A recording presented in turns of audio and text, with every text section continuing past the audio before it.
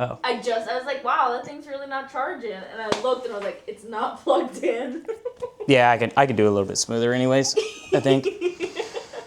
I love you. Love you too. Get ready whenever you are. Okay, so we were talking about you're limited at 1800 watts. Hey everyone, me and Bearing here are going to talk to you guys about the basics for charging and other little things that you need to know about charging your bike. I will be talking about some troubleshooting, some common issues and things like that at the end of the video. So if you want, we'll try to put a timestamp in there. You can jump to the end. We've got some troubleshooting at the end. But for now, we're just going to talk about some of the basics. First off, this is the American plug. It is a L1430, which is a 30 amp. And then this is the adapter for a 110 standard US plug with, this is the one that Stark sells. Obviously, they don't just offer this whenever you sell the bike. So you have to either get one, ask for one. My dealer was awesome. They had a couple. They just sold it to them. They were like 15 bucks. This is the standard plug that's going to come on most of your 230 volt generators. Your big 110 volt generators are going to come with this big 50 amp. You either need an adapter for that or you need this adapter and run it down to the 110. The thing with the 110 though is it maxes out at 1800 watts, yeah? It maxes out at 1800 watts. Max for the 230 volt is 3300. We've seen it go up to 3500 whenever it's really low and it ramps up really hard. We've seen it cruise up there. If you're going to be looking at just getting a smaller generator, you're going to be limited at whatever the watts of the generator are. This generator right here is a 1800 watt generator, and it says it's 2300, but it is capped out at 18. This one's kind of smart, so it gets kind of grumpy if you go over 1800 watts, and it'll go into overload. This one's overloads at 5500. When you're not using a generator, you're limited at whatever your service can provide. Obviously, if you're using just a standard house plug, you're using 110, which is going to put it at 1800 watts. At max charging, your slow charging is 1000 watts. But at 1800 watts, it's going to take about 3 hours to charge the bike completely. That's a ballpark. It depends on the heat of the battery, things like that.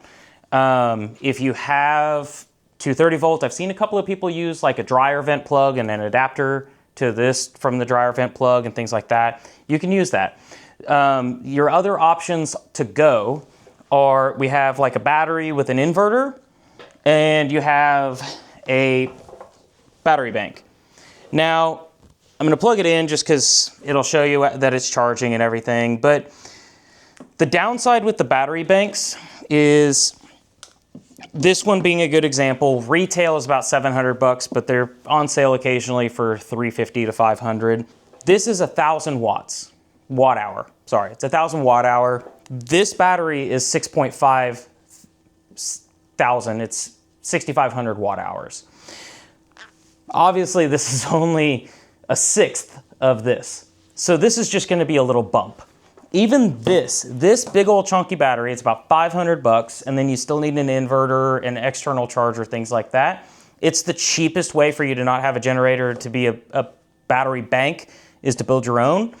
This is still only 2800 watts. So this alone could only charge my bike around half of the capacity. So it's a really good solution if you're just trying to give it a bump. You could get a 230 volt inverter. That's what I have here. I haven't used it yet because we just used the generator. It is so much easier to just put gas in here and go. The simplicity of this is amazing, and a lot of people are going to go to this. But if you're just going to the track, you just need to put a bump on it, good. That's just, you got to understand that this is limited capacity. And they are, in comparison, very expensive to generators. Like if you go for like an Anchor 3800 or the Solix 3800, those have 230 volt output, but still that's not even full charge from zero on this thing. If you're just doing a couple of motos and you just need to put a bump in, that's what you need. Would solar with trickle charging, would that be ideal, or what are you thinking? So that's really going to be for the off-the-grid guys. Solar doesn't really provide a ton of electricity. So like a full van, and somebody's going to call me out, shoot it in the comments, we'll talk about it. But most of the people I know, the good vans only have 1,000 watt hours or watts per hour, and that's only going to put about a third of this in. So if you're charging something like this, it's going to outdraw that solar so quick. But something like this is really cool. Like right now, it's almost fully charged, so it says it's pulling 600 watts, which I believe it's like 98% full right now. This is awesome. I love these. I wish they were a little bit more cost effective, but that's why these work out so well. So that's gonna pretty much be the basics. If you're shopping for generators, you need to make sure that just because it's like a 5,000, like a Predator 5000 from Harbor Freight, it's still only 110. You can buy what's called a step-up converter, where it steps up from 110 to 230. I'll try to find one. I'll see if I can pop it up, overlay it over the screen so you guys can understand it. Whatever I end up finding, I'm not endorsing. I've never used one in person. I've seen lots of step-down transformers. I've used those all the time. The other thing you really got to understand when you're also shopping for generators isn't just the number. Because like this is a 6250 and this is a 2300, but this one's actually limited at 1800 watts and this one's actually limited at 5500 watts. And anything above that, it turns off. You gotta come out, you gotta reset it. And then the other thing is the 230 volt generators, like Yamaha is one of the big ones I know, that you have essentially, like if it's a 4,000 watt generator, you have two 2,000 watt sections. And if you're using 110, you are limited on a rail. So if you're trying to do the charger with the generator, say you're doing it on fast charge, you got it at 3,000 watts, you're practically capped out. Because then you've only realistically got 500 watts left to use on that generator. So that is something big you got to realize. This one I'm pretty sure does the same thing, because if I'm charging the Starks, if I do anything on the 110 rail, like if I have a space heater or something like that, because it is cold, if I got something like that going on, it doesn't like it. It'll overload real quick when I do that. So that pretty much tackles all of the basic stuff. Some of the problems that you're gonna have is a lot of just the lights. They tell you what they mean. The yellow, if you see just a solid yellow light, that means it knows the charger is plugged in and it's not receiving power. A lot of times I've seen an inverter get real upset and it trip, and this is yellow and it just is not receiving power. The other thing, if you guys have this style of plug, you got two screws, both of our chargers had this problem.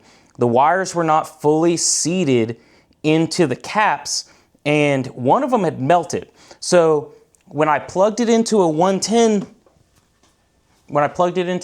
adapter, it was not getting power. But if I plugged it into the 230 volt adapter, it worked because it was getting technically just 110 through the other rail. So that is a fail point on here. The other point that I've seen be a fail point for some of them is in the charger itself. So in the charger itself, some people have had these Zeus plugs go and they just pop off. And I've seen them be weak right here. It seems like it's a pretty limited situation that's happened, but I have seen people on the groups talk about it, and it's worth knowing. So you shouldn't really be scared of the charger. Take it apart, look at it, mess with it. It's not gonna hurt you as long as it's unplugged. Don't be afraid to mess with it. Really the other stuff that you're gonna have is just weird map switch stuff. We had a situation where the map switch was sticking and it wouldn't let it do anything. And we had to take it all apart, get sand out, clean it out. Really, they're not rocket science. I wish Stark had a little bit of a faster solution to talk to people and troubleshoot, but they're a growing company. Hopefully they have chat support phone call, things like that soon. But if you guys have any other questions, don't be afraid to hit me up, and I'll do my best to help you if you have something weird going on. If not, sorry, I might be working, might be riding. But appreciate you guys. If you guys need anything, hope you have a great day.